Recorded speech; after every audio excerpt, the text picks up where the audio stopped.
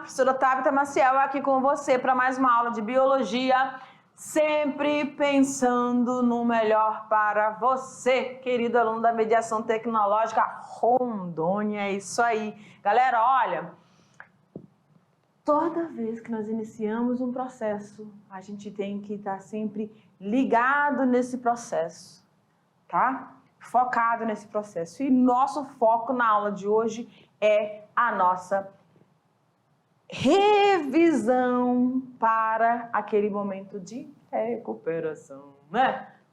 Faz parte da vida. Vamos lá para o nosso quadro? Joga lá. Olha lá. Essa é a nossa aula 40.1, onde nós vamos ter a revisão da unidade 2. Revisão essa que faz parte da nossa recuperaçãozinha. Então, se você está vendo isso aqui, tá? É porque alguma coisa não ficou muito legal aí no andar da carruagem, mas tudo bem que nós estamos aqui para você. Então, olha só, galera. Você tem... Vou mudar a canetinha que eu amo. Cadê, mano? Aqui, essa. Aí, ó. Então, nós vamos falar nessa aula sobre teorias de Darwin, rever, né? Sobre os fósseis, tá? Evidências evolutivas, tipos de especiação, tá, queridos? Especiação, porque estamos falando de formação de espécies, então não é especialização, sim especiação. A adaptação dos seres vivos, parte 1. Então vamos lá. Aula 22.1, teorias da seleção natural e o neodarwinismo. Professor, o que nós falamos dentro dessa aula? Então, nós falamos sobre Charles Darwin. Charles Darwin foi uma das pessoas que muito contribuiu para a questão e a compreensão do que acontece na natureza, onde ele frisou que haviam diferenças, né, entre os organismos que compunham uma população. Então, aqui nessa imagem, a gente consegue perceber exatamente o que ele identificou, né? Nessa variedade de formas. Então, você tem girafinhas de pescoço pequenininho, curtinho, aí um pouquinho maiores, mais longos e outras bem maiores, tá bom? Então, olha aqui. Darwin percebeu que características favoráveis, presta atenção, ao ambiente tornam-se mais comuns em gerações sucessivas de uma população de organismos que se reproduzem ao mesmo tempo em que as características desfavoráveis hereditárias tornam-se menos comuns. Então, o que ele está querendo dizer com isso? Ele chamou a essa enfatização de que características favoráveis vão ser transmitidas e as desfavoráveis elas vão começar a cair, vão diminuir, vão desaparecer ao longo das gerações, tá? Isso ele chamou de seleção natural. E é um dos padrões que diferenciou aquilo que dizia Lamarck, né? Ou Cavaleiro de Lamarck. Ele dizia que as características que eram adquiridas durante o desenvolvimento daquele organismo, elas poderiam ser transmitidas. Lembra da lei do uso e desuso? Pois é. Lei do uso e desuso. Então, Darwin, ele falou sobre a seleção. Ele disse que não, que as características que eram adquiridas não poderiam ser transmitidas, mas aquelas que eram favoráveis. Favoráveis aqui, professora? Favoráveis. Ok. As que eram favoráveis à sobrevivência e à reprodução, essas seriam fixadas, e aí ele chamou isso de seleção natural. Tudo bem? Aí a gente tem uma perguntinha, uma questãozinha, diz o seguinte: de acordo com a teoria da seleção natural, podemos afirmar que os organismos mais fortes sobrevivem? Não, né, galera? Não são os mais fortes que sobrevivem. Somente o melhor predador sobrevive? Eita, se tivesse só predador já era, né? Cadeia alimentar, enfim. Os organismos mais aptos morrem. Oxa, se morrer os mais aptos, vai ficar o quê? Os organismos mais aptos sobrevivem, aí vão se reproduzir deixando os descendentes. Perfeitamente, letra D, né? Aí na letra E diz assim, os organismos que apresentam melhores técnicas de luta sobrevivem. Opa, eu vou começar a lutar, né? Mas não é isso. Letra D é a nossa alternativa correta, tá bom? Vamos seguindo? A importância dos fósseis. Nós falamos sobre os processos de fossilização e falamos de algumas aventuras, de algumas descobertas aqui no nosso Brasil. E aí a definição que nós temos para os fósseis é de que eles são vestígios, restos de seres vivos que viveram há milhões de anos atrás. E esses moldes ou esses vestígios podem ser deixados em diversas formas, de diversas formas. Aqui a gente tem uma imagem que a gente consegue visualizar perfeitamente que se trata aí de um réptil, né? A gente consegue ver também que se trata de um animal vertebrado. E aí a gente tem esses registros que são importantíssimos e que são considerados como evidências dos processos evolutivos. Como tipos de fossilização, nós temos a modelagem, a mumificação, a mineralização e as marcas fósseis. Não deixando de esquecer, de lembrar que os fósseis podem ser classificados como icnofósseis, que são as marcas das atividades deixadas por esses organismos, e também pelos somatofósseis, que são partes daquele ser vivo, uma estrutura presente naquele corpo daquele ser vivo pré-histórico, tá bom? Aí a gente tem mais uma perguntinha. Quais são os tipos de fósseis? Tá fácil, né, galera? Olha lá. Gente, então, acabei de falar para vocês, né? Os somatofósseis e os icnofósseis, tá? Eu acho que tá ali. Opa, ali. E o icnofóssil. Então, o icnofóssil, deixa eu mostrar a imagem aqui, ó. Tá vendo essa pegada? Tá registrado, então, a atividade e o tipo de locomoção presente nesse organismo.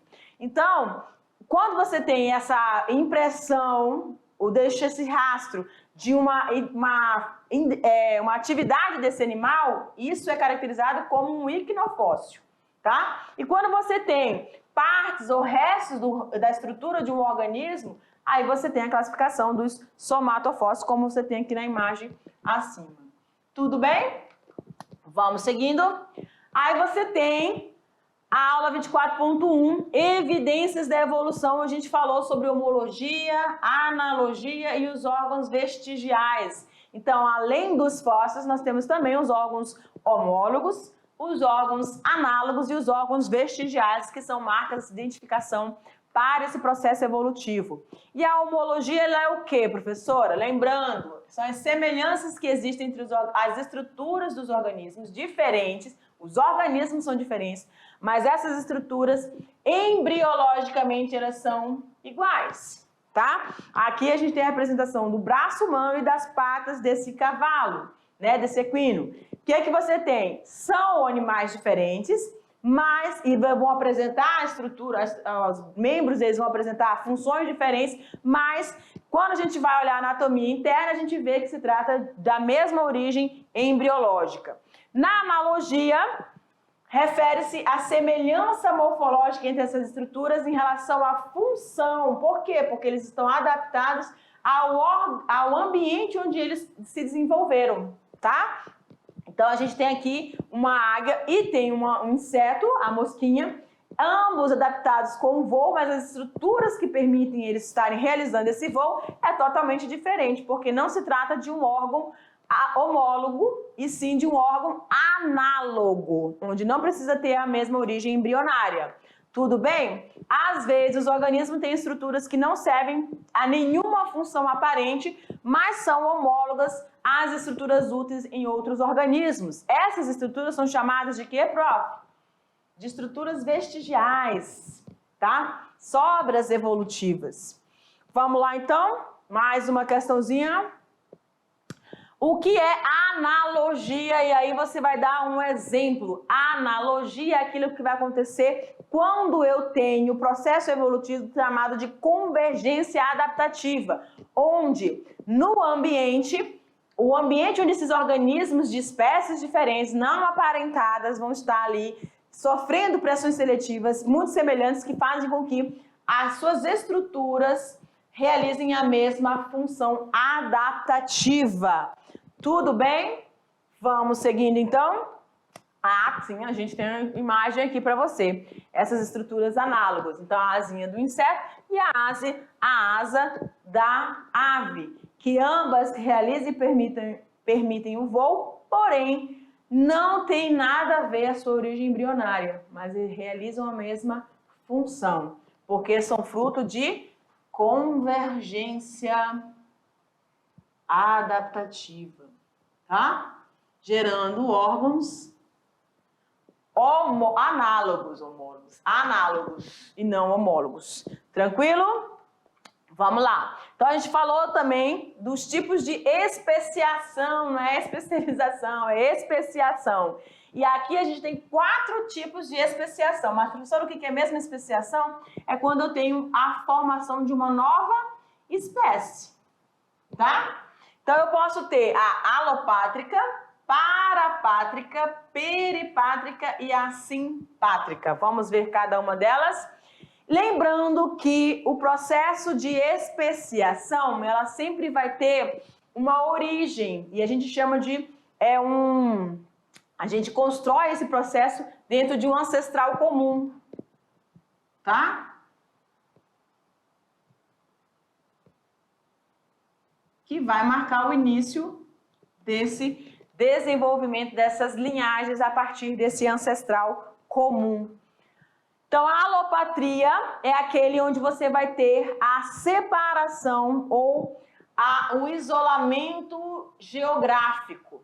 Nesse isolamento geográfico, eu tenho uma diferenciação ao longo do tempo desses dois grupos que se separaram e agora, isolados também reprodutivamente, vão gerar espécies totalmente distintas que, mesmo que se unam novamente, não conseguem mais cruzar entre si. Deu-se, então, o processo de formação de novas espécies ou especiação alopátrica.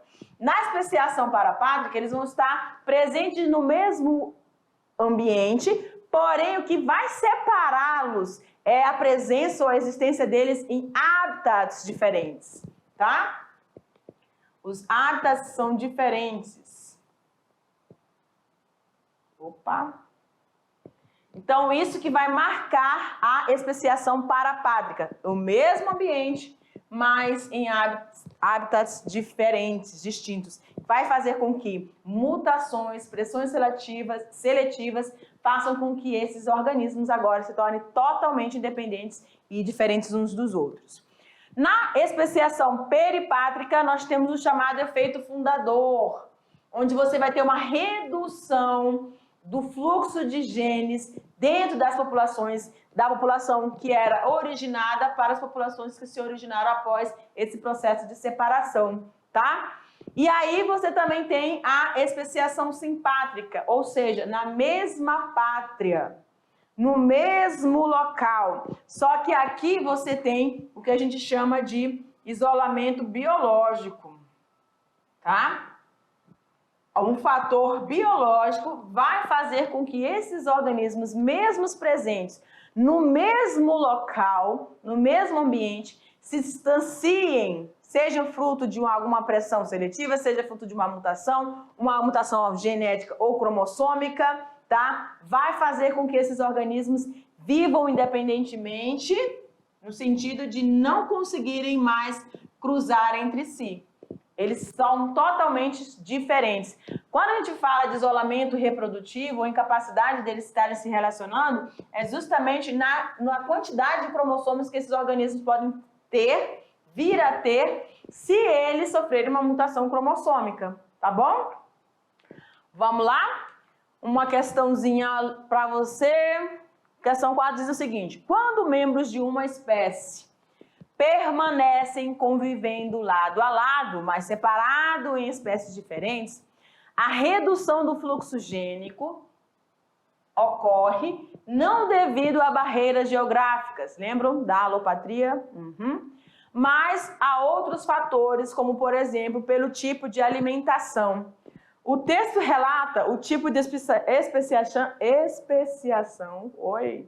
que chamamos de alopatria ou alopátrica, simpátrica, parapátrica, mesopátrica. Poxa, nem tem, né, galera? peripátrica. Só para ritmar aqui, né?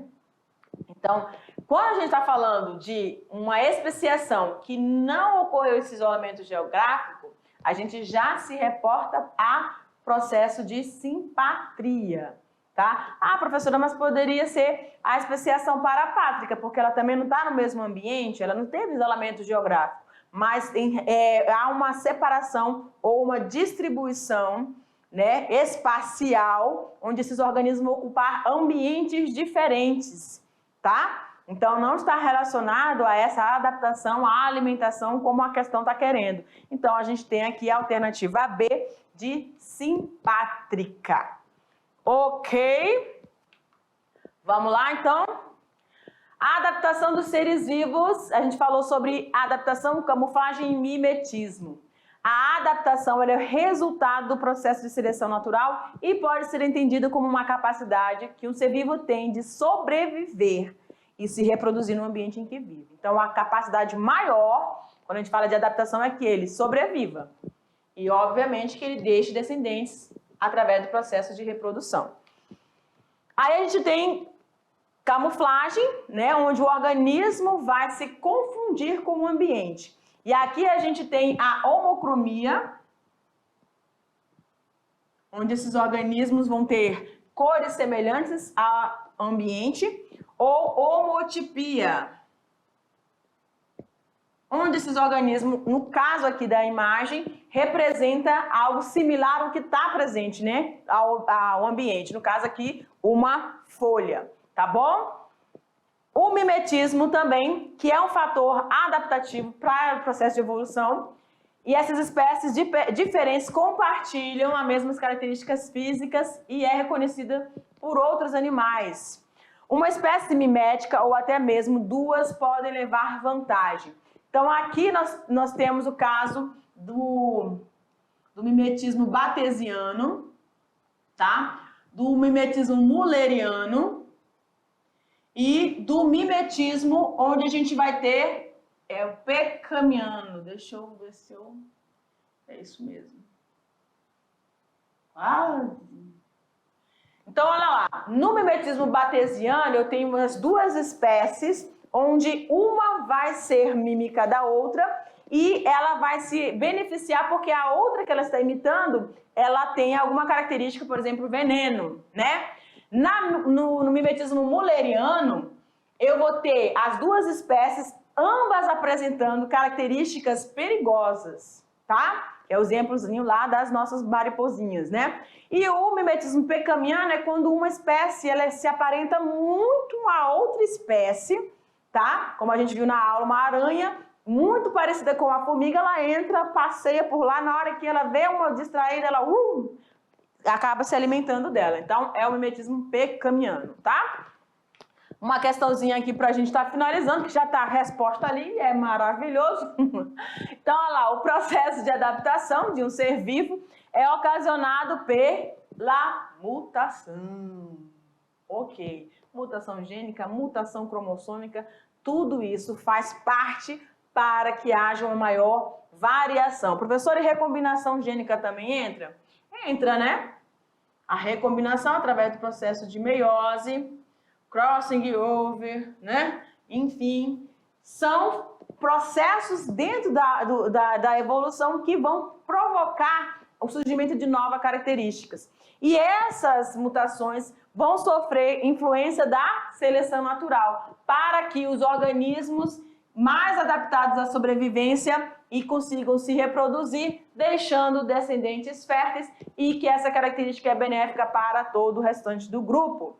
E a finalização da nossa aula, da nossa recuperação, eu espero do fundo do coração que você tenha acompanhado todo o processo e faça uma excelente avaliação, tá bom, meu querido?